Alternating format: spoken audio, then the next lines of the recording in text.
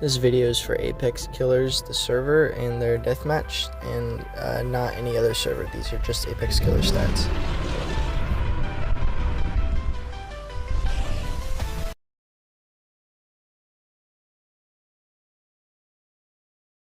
Alright, this is going to be my tips and tricks video on PTRX along with a slight tutorial on some combat and some other points. So, first thing I'm going to do is silencing your calls. So we all know how you run into a fight and you want to do your call or whatever, but it's loud, everybody knows you're doing it. So what you're going to do is instead, it's pretty simple here. First things first, you have to have on alert on. So when I get on alert here in a second, I'm going to show you exactly how it works.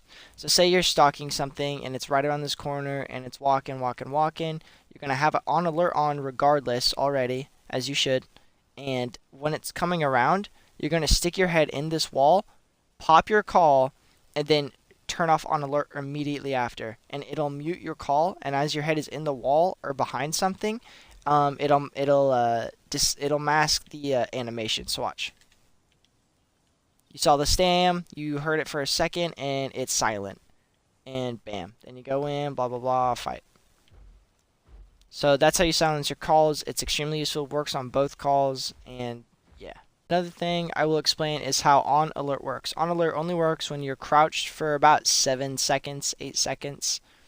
So it'll start the combat timer at 5 or 6, but it doesn't come up until a little after.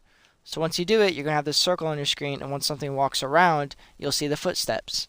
And usually it'll show yellow for bigger playables, and then it'll show gray ones for others. So when you're behind this, yeah, you can see. I think when you're inside of it, it doesn't in sight of the animal, it does not show. But obviously a Rex is going to show as yellow, and bam, there you go. You'll know it's bigger from the yellow footsteps. It's not 100% accurate all the time because of different mods and how they're labeled and whatnot, but yeah, that's how it works. So another thing that you can do on Rex, this is more for the tutorial part for combat, is baiting the first bite. This works on PT Rexes, mainly Rexes in general, when they'll be standing still or coming at you with a similar ability. But it can work with several things, and Trikes I use it, and anything with the stomp, it's very good. But you can do this on almost every other dinosaur. It's not like just PT Rex exclusive, but I can show you how I do it with Charge Bite on here. So when you start your Charge Bite, you're going to come in, you're going to go out, in, bite, and then go back out, and then come back in. So it's 3 outs. And let me show you why. The first out, I'm going to walk it. It's actually an in. You're already going to be out, in for the bait, out again, in to hit, out really quick, and then back in to secure a better position for a tail ride and possibly get behind them, even if they're precise turning. The first bait is to bait their bite. The second one you're going to release regardless if they release theirs or not, because you do not want them to land theirs before you. You want to have that first hit. So when you go that first in, you want to make sure you are still out of range. If they're moving forward, it doesn't matter. Go out, in, land it, out slightly, back in to get behind them. I'll run it by one more time. You get your charge bite. You go towards them, you go in, back out. Alright, running it one more time. You want your charge bite to be going. You want to go in, land it, back out, you're out here. Kind of hard to explain it for me, at least when I'm talking, but I'll do it another time just so you can watch. And this, my girlfriend, she is just standing right now, so it's obviously going to be a little bit easier to hit a standing object rather than the one that's moving towards you, but it still works because you can just time it as they're walking towards you. So you go in, out, bam. And then you can come around this way, blah, blah, blah. So that's that juke. The next one is another juke for the first bite, and I kind of like this one a little bit better, but it's harder to do on PTRX now because of the movement. And the speed on Apex Killers, kind of doesn't help too much, but it's alright because we like the speed.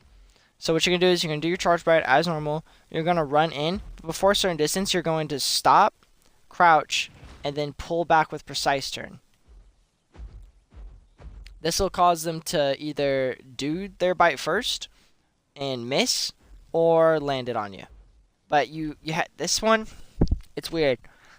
If they're standing still, you can absolutely bait them easily. If they're coming towards you, you have to stop way farther back and hope that they hit it or use it and miss, or they'll hit you first. But there's a way you can get past that. So as you're running in, you're going to stop sprinting, precise turn, crouch, turn. And when you come in and you crouch and you turn, there's going to be a distance that probably looks like this as they're running towards you. And when they do their bite, you're going to go back in, stand up when you're done crouching, land it, crouch again, and go back down.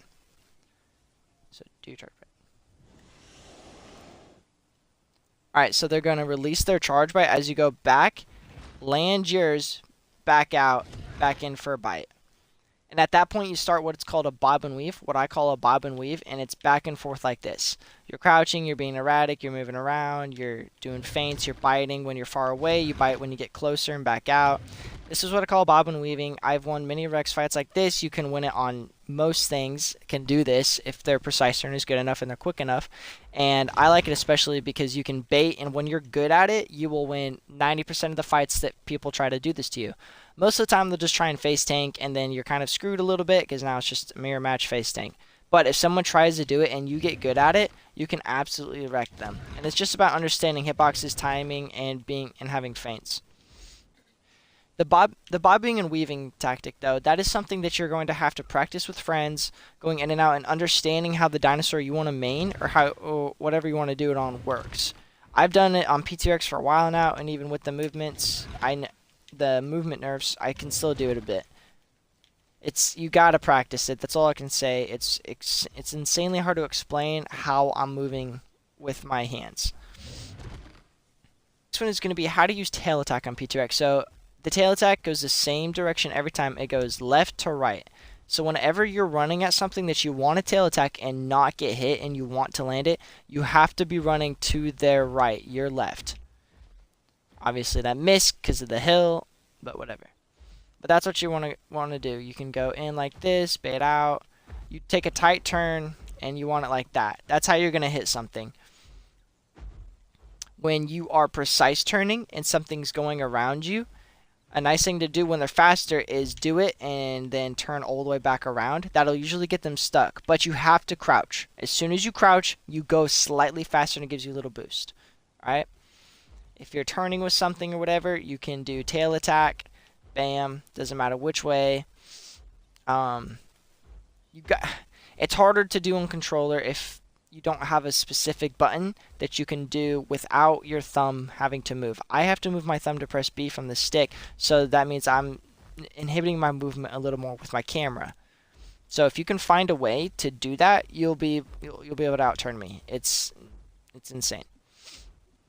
It's a nice trick though. It will not land all the time, and it might not do the knockback you want, but it will give you slight damage and a position to get a counter hit on your enemy if they're trying to tail ride you like that.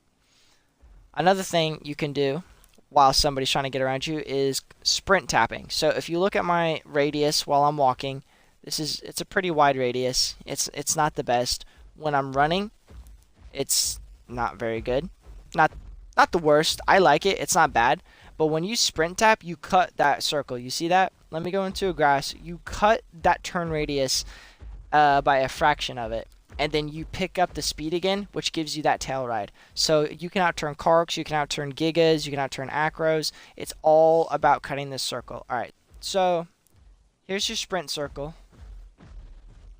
You've got this radius. When you stop, you cut it. You see how I cut it right there? When you cut that, that's when you start sprinting again. So you get that sprint tap going. So as you're sprinting, you're turning tight, stopping, sprinting again, and it starts a tighter circle. Now you're almost walking, yet sprinting, so it's a kind of median in the middle of it, but you're also turning way tighter, and you can get more bites off, and they can't hit you most of the time. Very useful. Definitely something to practice more rather than just me say it. But I like using it. I use it a lot. It's very useful. Alright, another thing you could do on P2X, it's not the most honorable thing. I hate doing it because if you watch my old P2X videos, what you would see me do with the movement is move backwards. I would move backwards and go in and out. I was not pushing forward as much unless I knew I was going to win the face tank, and this is how I would just fight. I'd move backwards because my movement was so good. Now, P2X does not have that good movement anymore. It gets tail ridden by so many things, but whether the stats are boosted or not, especially on base stats. I'm not even going to get into that. So what you're going to do is, when they're running into you, you're going to push forward into them. You see how they're kind of hopping a little bit? This is going to stop them, the majority of mods, from running around you and tail riding, and you just start tanking.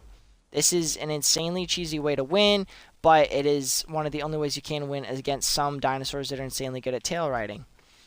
So it works on Gigas extremely well. It doesn't work on Karks as much. It doesn't work as DB Acros as much, but it does work very well on Gigas, I will say that. Very cheesy, but definitely something you can use to win your fights. This is going to be for the combat part of this video. This is going to be just tips on what to do during fights, especially in longer fights on Apex Killers, with when you have bleeders like Karks and Acros that are dragging fights out for 30 plus minutes. So this is going to be like when to use red herring, when to use calls, things like that. So you're going to have a duo.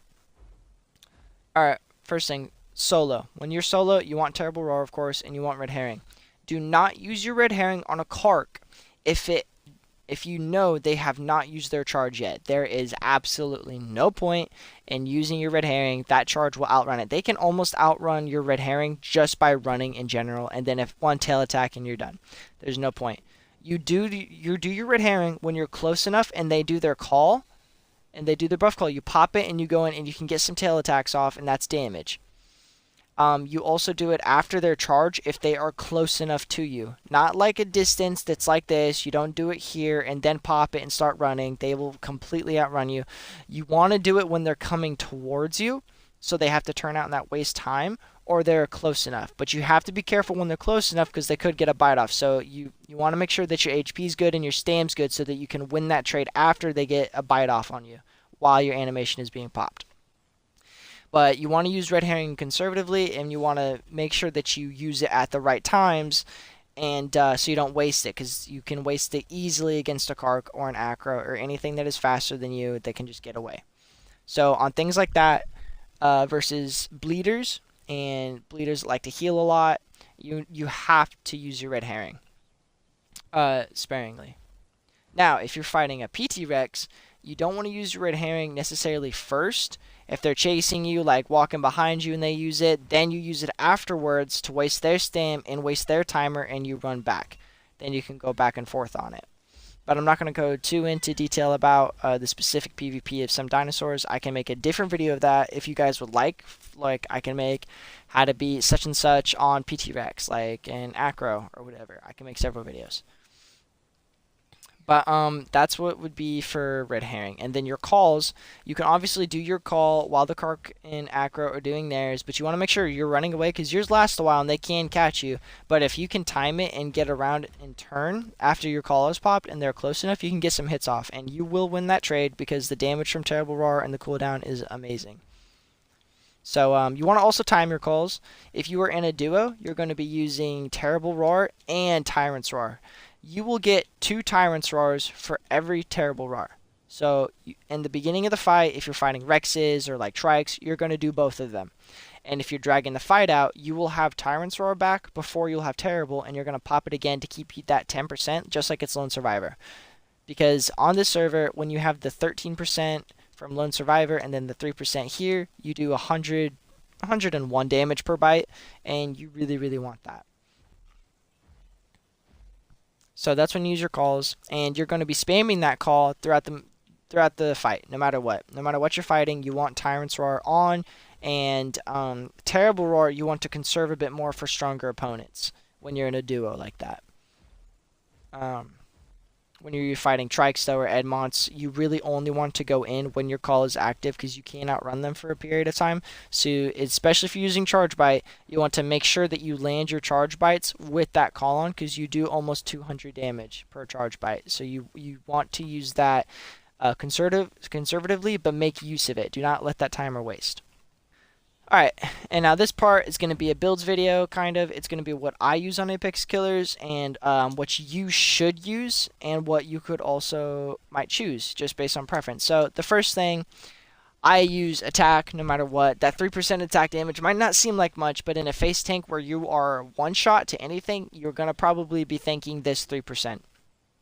So this is going to be my attack build. This is my high DPS build on P2X. This is what I run around with. It's extremely good for if you know how to use Charge Bite and are experienced with it. But this is what I run. So I got obviously Charge Bite, Lone Hunter when I'm solo. I have the Resilient Hind, of course. You have Red Herring and Stronger Legs. There's no point for kick, by the way. No point for kick.